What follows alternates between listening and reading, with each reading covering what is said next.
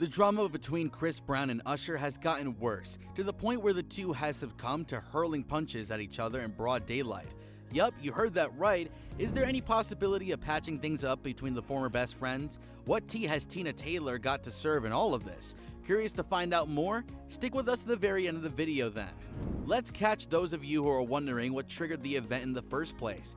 Usher threw a grand, and I might add, super lit birthday party celebrating Brown's 34th years on Earth at the Skate Rock City roller rink, Las Vegas. Everyone in attendance was having a blast that night, and things were off to a pretty great start before all hell broke loose. You see, Chris was planning on hitting on Tina Taylor all night, and even made multiple attempts to approach her, but was horribly ignored every time.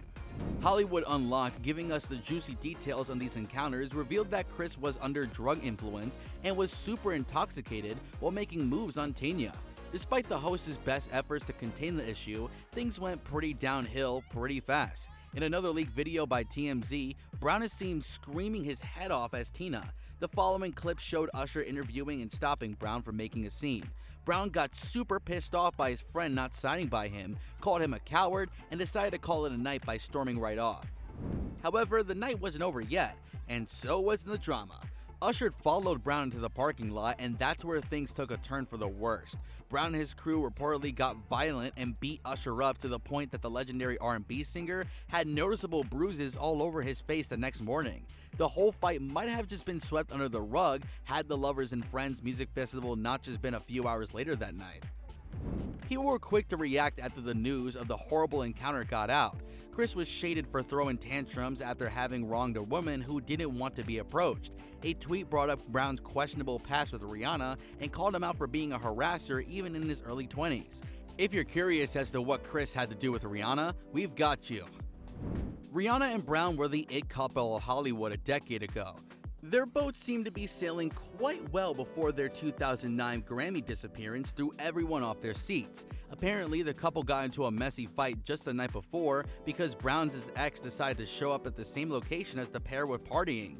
Now mind you, the fight was verbally and physically abusive, with bad girl Riri reporting a bunch of bad bruises all over her face to the authorities the next day.